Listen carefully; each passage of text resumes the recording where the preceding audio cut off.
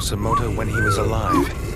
But now, his dual blades had fallen silent forever. Reggie directed Amy to the Crimson Keep, glad to have found her safe.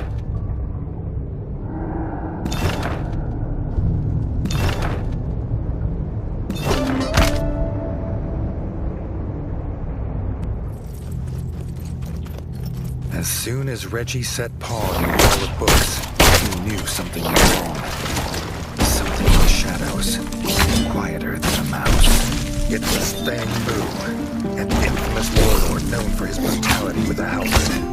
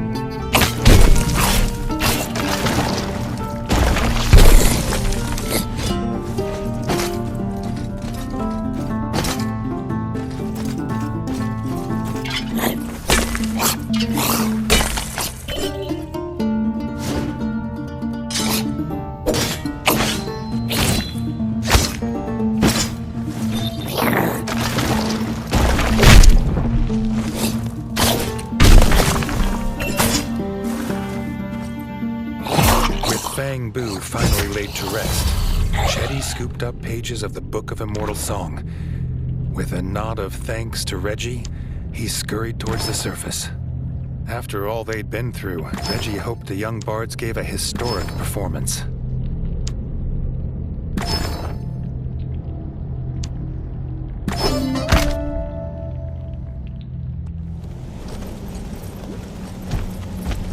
Not a horde, but Croakhis Khan. This fearsome Toad King rode his lizard steed into many a battle, but this would be his last.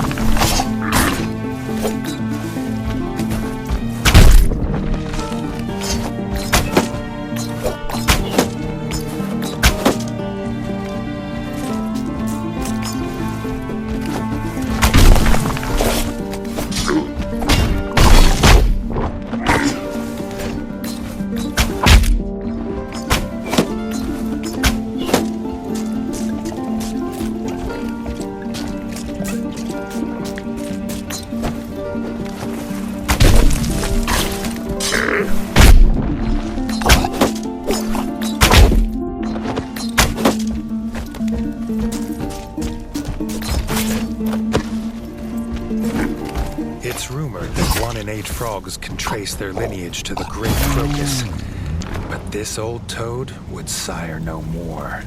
With Croakhis defeated, Johnny and Beetle thanked Reggie for his help. Reggie hoped in the future they would find safer and less pungent places to trade.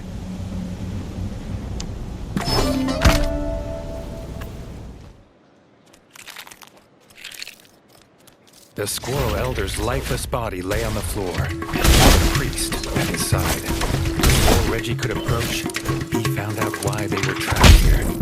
This was the nest of the Beetle Queen.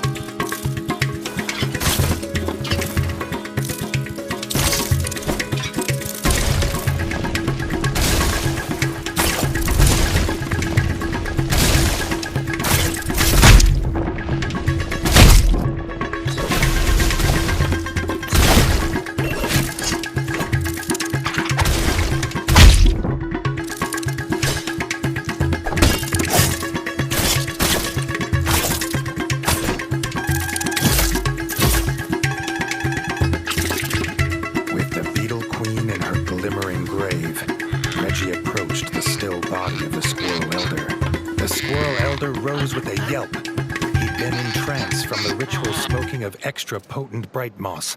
Unaware, he almost became the Beetle Queen's snack. Thanking Reggie for the rescue, they headed back to begin the festival.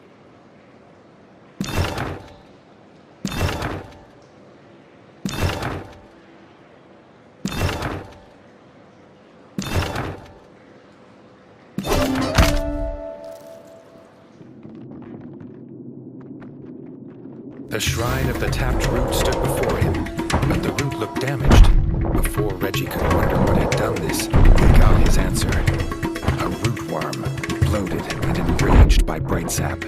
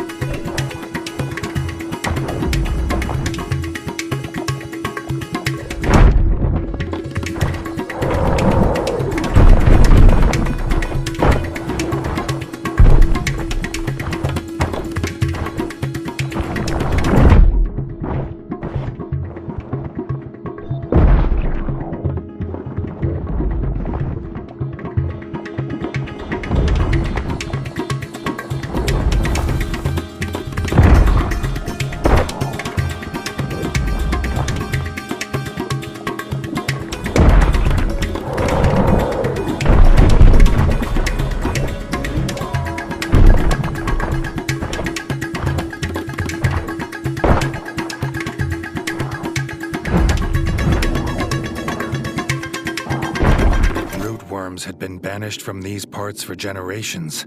Reggie had a feeling its presence meant something was rotten in the state of bright fur. To Reggie's dismay, the tap was broken. Reggie did not look forward to returning to the Squirrel Elder with no sacred sap and news of rootworms.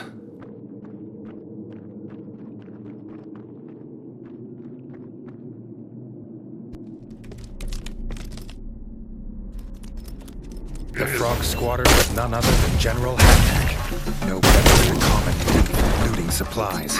The only thing he'd be taking today was his last breath.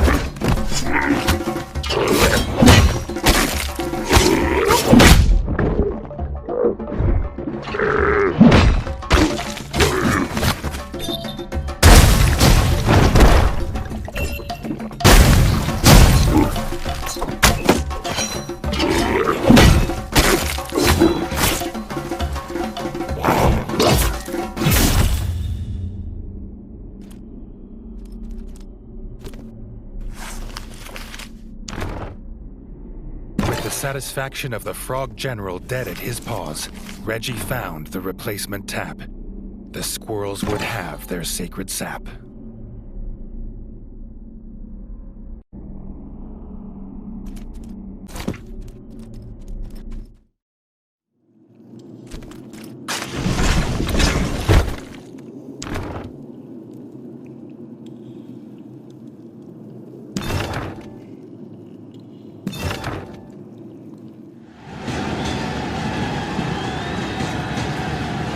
Reggie's renown in the arena brought challengers from every corner of the known rantdom. From the cold rivers of the north to the blue Billy Von Dam.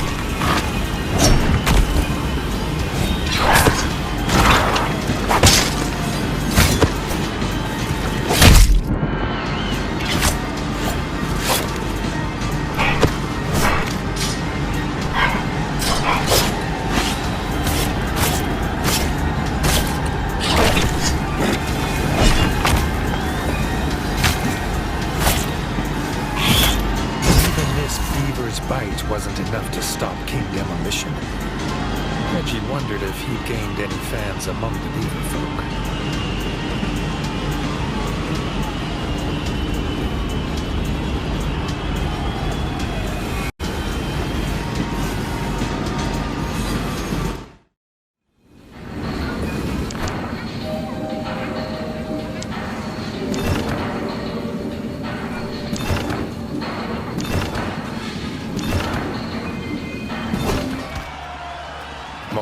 Moli made a name for himself with his swift feet and swifter paws. But Reggie could roll like a hedgehog and pounce like a bat.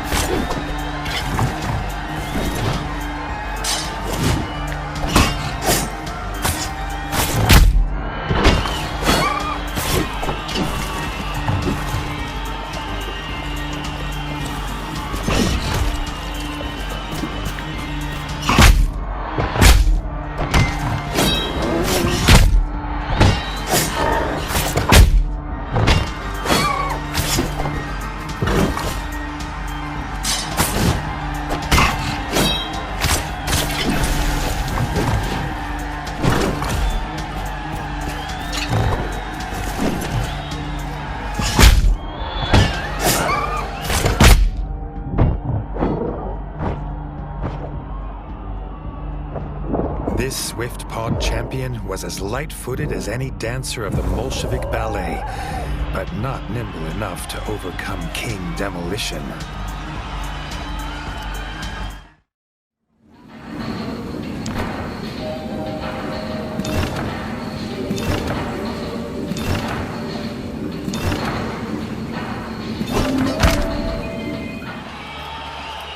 The Grub-Buster armor was Molekind's ingenious defense against even the most vicious grub bites.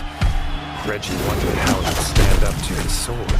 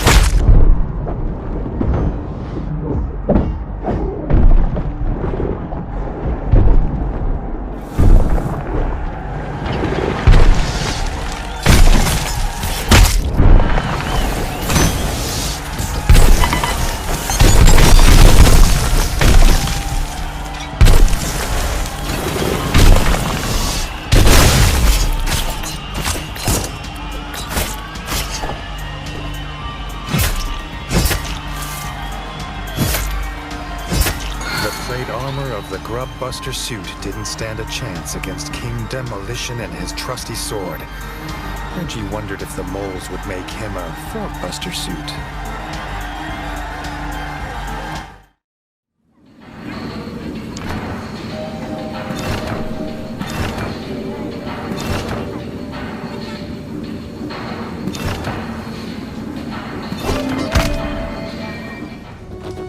Reggie was wrong. These mudworms could have eaten a cow grub and still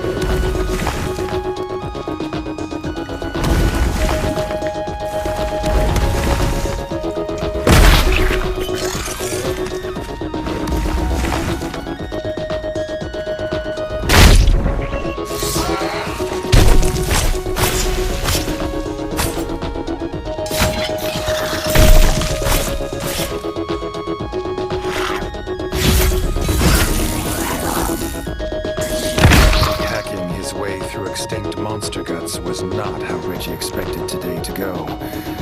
Still, the head of a legendary mudworm to adorn his royal bedchamber would be no small reward.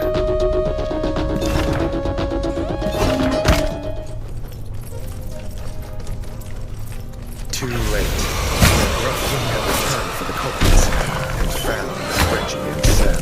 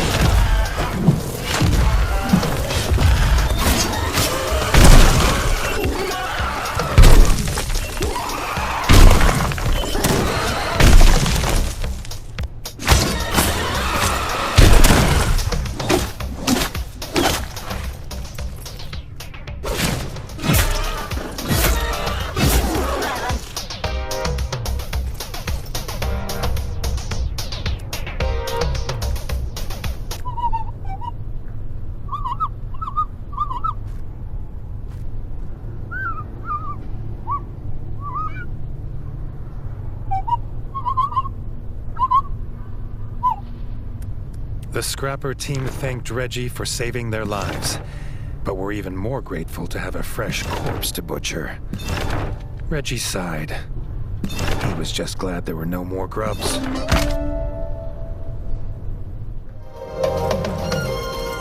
The Stalker Queen and a fresh brood of eggs. Reggie supposed this was a good reason for the tram being late.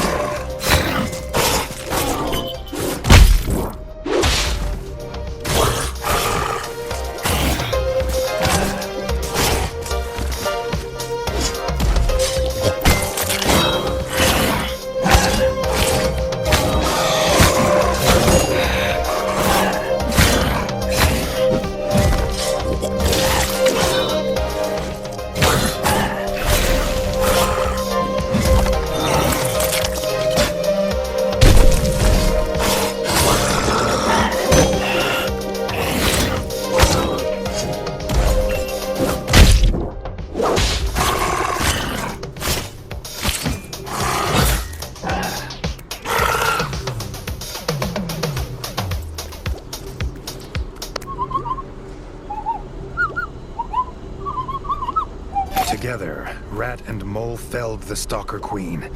Seb swore to get the tram working again single-pawed, in thanks for Reggie's help. Reggie was just happy to have made a new mole friend.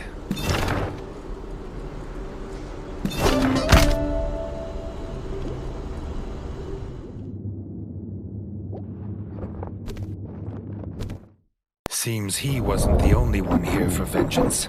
Shield Maiden Yellowtongue was waiting, screaming the name of her fallen brother, War Chief Greenport.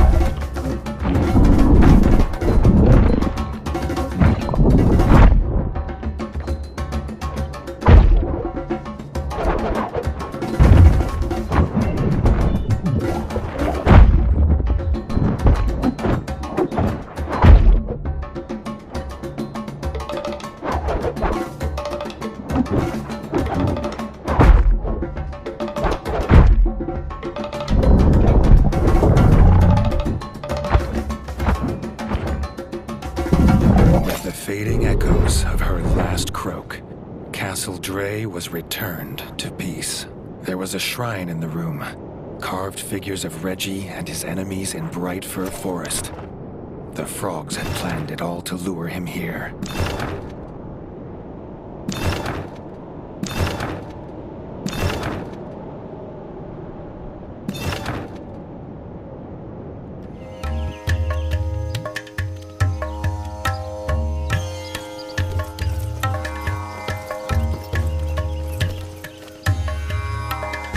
The squirrels at the bright fir rejoiced to hear Castle Dre was back to its somber state of peace once more. The squirrel elder could start the Leaf Fall Festival at last. Reggie basked in the joy of the squirrel folk, as warming as the golden light of the firs. He reclined in his chair and was honored with a cup of bright sap. Being king has its perks.